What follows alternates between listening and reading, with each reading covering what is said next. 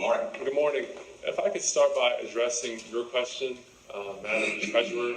You asked if the superintendent called for the audit to MSDE, and I would say this: I was one of the original signatories on the letter to the governor requesting the audit, and the superintendent was not in favor of the audit.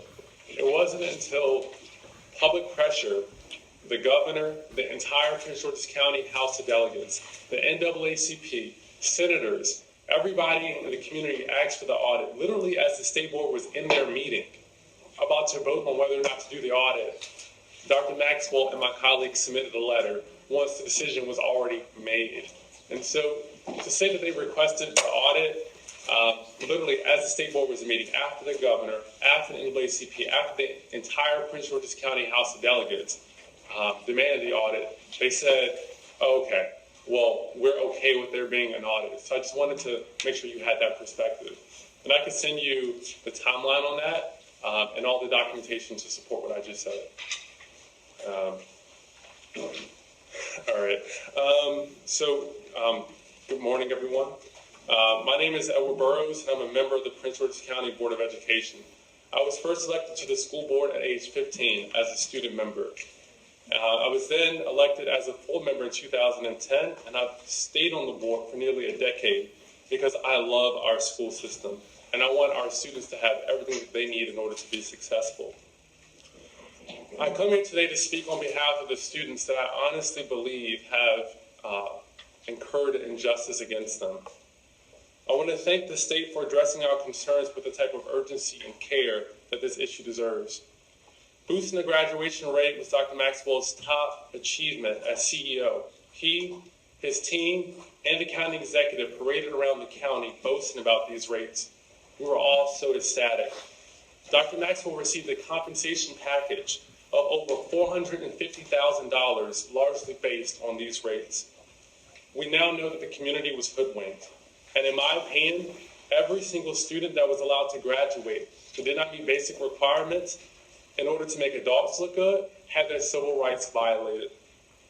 In our initial letter to you, Governor Hogan, and to the state board, we wrote that whistleblowers at almost every level in PGCPS have clear and convincing evidence that PGCPS has graduated students who did not meet the Maryland State Department of Education graduation requirements. And when we first sent that letter, they denied it. They said it was completely and utterly false, by the way. The report showed exactly that. In fact, it showed that in 2016, 3.6% of students didn't meet the basic requirements for graduation, and in 2017, that number almost doubled to 6%. It also showed that in 2015 school year, we had 37.6% of students that had excessive absences, and then in 2017, that number increased to 43.3%.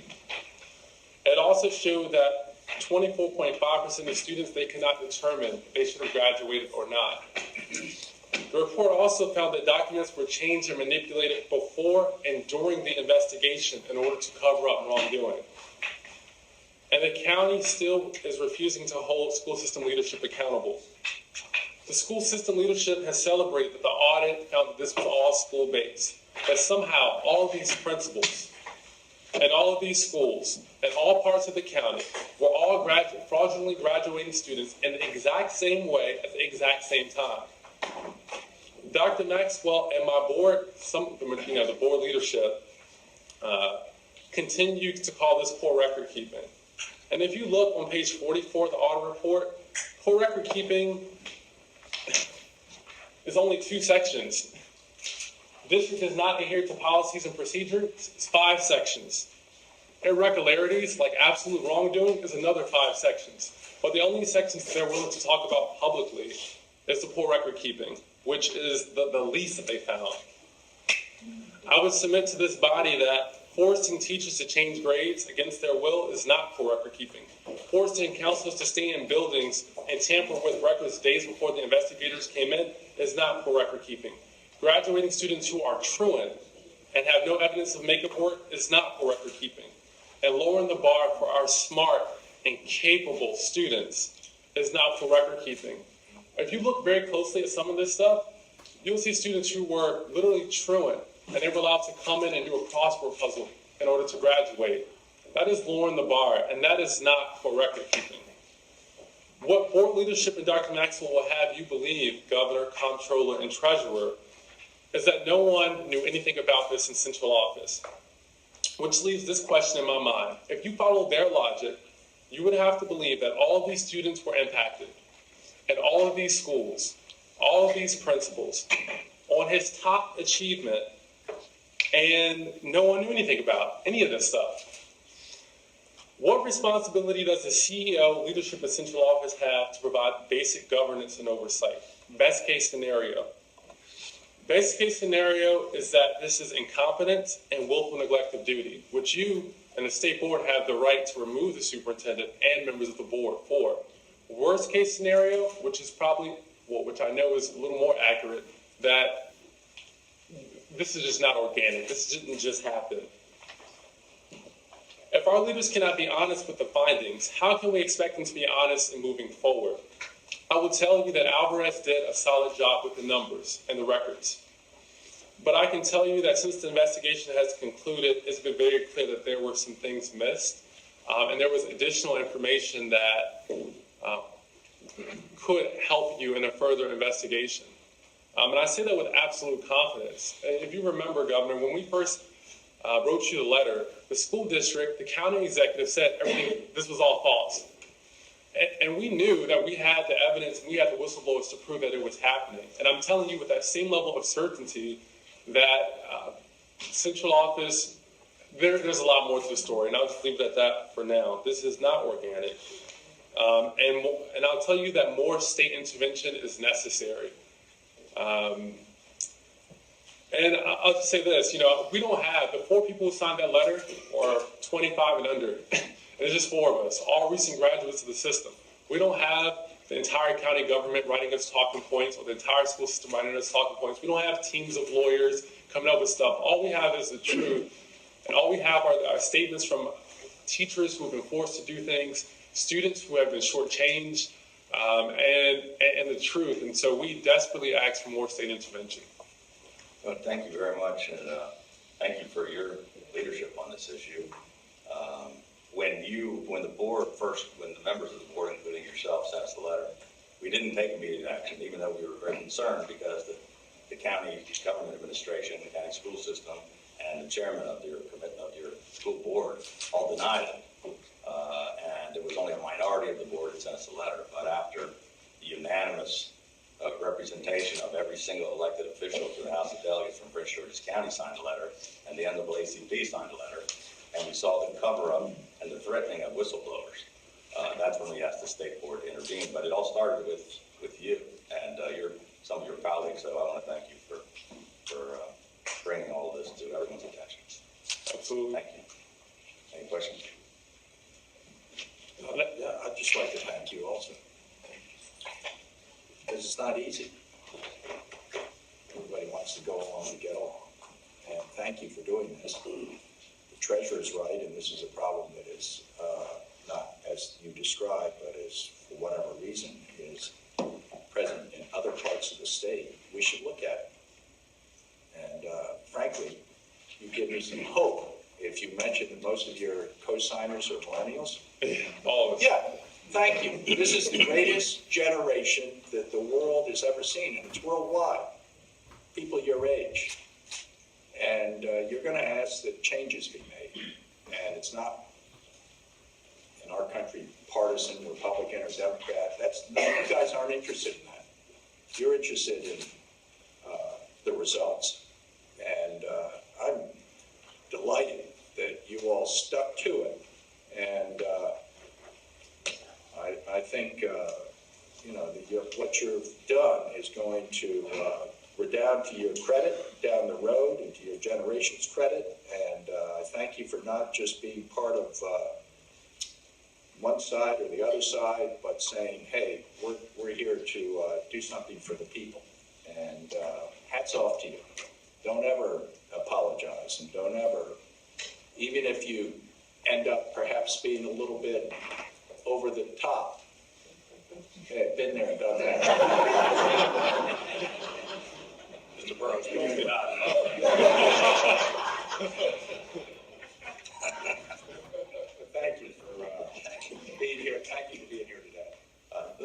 just add one thing. The exact same kinds of complaints came out in Baltimore City, and there's been a long time problem that's been growing there. The difference is that they went to their Baltimore City School Board, and the local board did agree to investigate. I believe that investigation is still underway, and we're anxious to see the results. But in Prince George's, when the county refused to do so, that's when you asked us to step in. And Governor, the board is not functioning properly. The county executive selects our board leadership. I mean, he chose his... They report to him. Yeah, he chose his former brother-in-law. And so when they say, okay, internal audit could do this investigation. Well, internal audit reports to the board chair. The board chair reports directly to the county executive. And so there's just Which the law was changed in order to do that because it doesn't happen anywhere else in the state. In 2013, absolutely. Disenfranchising elected members. And, the appointed board chair has more authority than the elected members, which is extremely unfortunate. But thank you very much. Governor, I think this is a serious issue.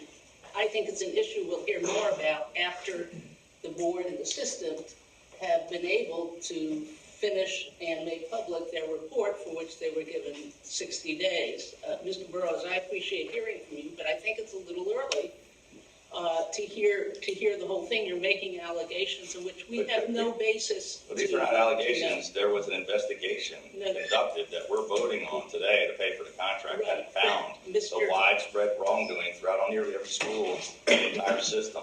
So it's not just allegations. I don't disagree with the allegations came up when he first raised them, and we didn't take immediate action because we didn't have facts. Now we have facts.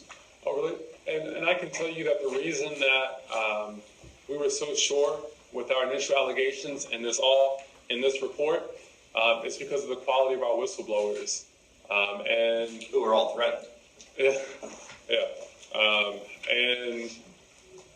Madam Treasurer, I can tell you with that same certainty that more will come out related to this that will show, at the very least, that people in very high levels of the system knew that this was taking place and did not act at minimum. Oh, and perhaps led to cover-up. Well, absolutely.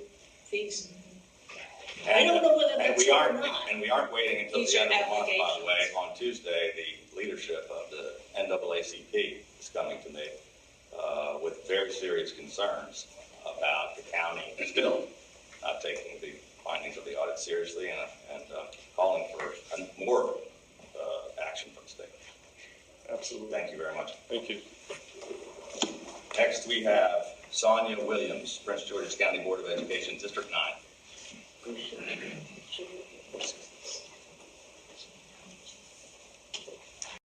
Good morning. Good morning. Good morning, Governor Hogan, Treasurer Kopp, and Comptroller Rancho. My name is Sonia Williams, and I'm the school board member for District 9, elected in the fall of 2014. It is my privilege to be speaking to you on behalf of our chairman, Segun Eubanks, who is on travel. I'm here to report to you that the Prince George's County Board of Education, our CEO, Kevin Maxwell, and the entire system takes the findings of the audit about our graduating certification and grading practices very seriously. Can I interrupt for 1 second? Why was it that they said just the opposite? When the report came out, all of their public comments were, it was all political, it was all record keeping, it was all dotting T's and I's. When did they change their position and decide that it was something important and they were going to take it seriously? Well, we took the allegations seriously from the beginning. They just didn't tell the media that they felt it was serious? No. What the initial allegation was about was systemic corruption throughout the county, where our CEO or our headquarters were giving a direction to our staff to change records to support graduation rates, and that was not the case. That was not the main purpose of the investigation. It was to find out if there was widespread wrongdoing in the system, and they found that there was. It was not about trying to find out if it was ordered by Dr. So what I think the systemic issue in Prince George's County is that in the past decade, we have had no superintendent last more than 2 years. Dr. Maxwell has lasted 4 years, which bring stability to the organization. We have 207 schools in our system, and we are getting our hands around the practices and procedures that were in place before this administration came on board. So the systemic issue is that there was no stability that would allow us to ensure that all of the procedures and policies that were put in place over the years of changes in administration were adhered to. And we appreciate what this audit But found. none of the policies were adhered to. And there was either they directed the wrongdoing or they failed to manage the system because it was happening everywhere underneath their nose and nobody was following policy. And they didn't even know. So they either knew or they didn't know. Either way, it's either corrupt or incompetent. Well, on the other side of the coin, we have record numbers of scholarships being achieved by our students. We have dual enrollment where students are graduating in the morning with a diploma and in the afternoon with an associate's degree. We have data that What does that have to do with the 5,000 students whose grades were changed and the hundreds of people who did not meet the requirements? So who were cheated out of a good education because they graduated them when they did not have the ability to graduate. And I just have to disagree with that opinion because It's not an opinion. These are a finding of facts. It's by investigation by the State Board of Ed. There are several reasons why a grade would be changed in Prince George's County beyond the deadline. One of them is because we have a dual enrollment process, which the grades for the college courses are not on the same timeline as the grades for our graduates. So there are legitimate reasons for changing grades after the deadline, and that is what we... Well, then you need to change the policy. And that is exactly what we're going to do. But again, as I said previously, with instability in leadership and with policies in place that were before the leadership, the current leadership, we're now looking at those. And because of the results of the audit, we are able to now dive quicker into the issues regarding our graduation so that we can look into policies to change. So this isn't about SASR going and instructing teachers to change grades. That's what the audit found. There was no direction from the headquarters. What it did find... The audit didn't find that there was none. It just didn't prove that there was. It found that there was wrongdoing, grade tampering, people that were supposed to fail, that were changed at the last moment to graduate, people that didn't show up for school for a good portion of the year, weren't supposed to graduate, they did. It did not say there wasn't any and with all due respect, effort to do this. It did not say that. If the support that my colleague has was brought to the board prior to being brought to you, we could have started this investigation ourselves, just like Baltimore City had the opportunity So your colleagues did bring these issues up. The NAACP brought the issues up. Your board and your superintendent and your county executive all refused to investigate. That's why they unanimously came to us. But they didn't bring it to the Board of Education to do an investigation. It doesn't seem like you still get that. They did not bring that letter to us or any of their findings to us. We found out about the letter sent to you. They just said it needs to be investigated. But that wasn't brought to us either. We have the ability to look into our policy infractions ourselves, but that information was not brought to us prior to being brought to you. There is a policy, a process, and procedure for putting issues on the table for the board to review internally, and that was not done. Okay. Anything else? So I just wanted you to know that we take this very seriously, and we will be reporting to you all at the end of the month. We're working diligently on that report. We continue to communicate with our community, not only our teachers and our staff, but also the parents that are in our system. You know that the NAACP and parents, teachers, and students are coming here next week saying that they're not happy with where you are. And I would like if you would allow us to bring in some of the parents of students that have successfully graduated Prince George's County Public Schools. We'd love to do that, but these folks requested a meeting to talk about the wrongdoing, and we'll have a separate meeting with the people you want to bring in. So I take this allegation personal because my son graduated in that class of 2016. He graduated with three certifications in automotive, and now he's studying engineering at the University of Maryland. So I think that There are a number of students that have been educated and have the ability to go on to higher education. No question about that. There's no argument. It's a great school system. We have very And so- smart kids. and so- We have the most highly educated African-American population in the Exactly. nation. However, it looks as if we also are cheating some kids and passing them when they shouldn't be. And we're correcting our policies and procedures, our implementation of those policies and procedures to Are you ensure investigating the that potential wrongdoing? we absolutely are. Great. I want to thank you for coming here. It's not difficult. I mean, it's not easy. It is very difficult. And you've undertaken a difficult task. But I think, first of all, the progress that has been made under Dr. Maxwell and the county executive and his board has been terrific. Although the progress on the graduation rates was all fake. It was not Opportunities and all procedures. at all. But Opportunity. there are problems, and I appreciate that I the agree. appropriate body, which is the Board of Education, is looking I into agree. them. The State Board of Education did look into it Well, we stayed at the request of the delegation. We don't deny that we do need County to improve board our would system. not. We don't deny that whatsoever. We know that there are improvements that are needed in our system. But we need to work to improve those in a manner that we understand the problem. Do you think anybody's going to be understand how to fired implement- or charged in this scandal? We will look into that as we investigate this further, because again, we've had less than 60 days to dive into the data that was presented. We have had less than 60 days to go into the individuals audit that of the were. state board took less than 60 days. It did, but it was a big undertaking.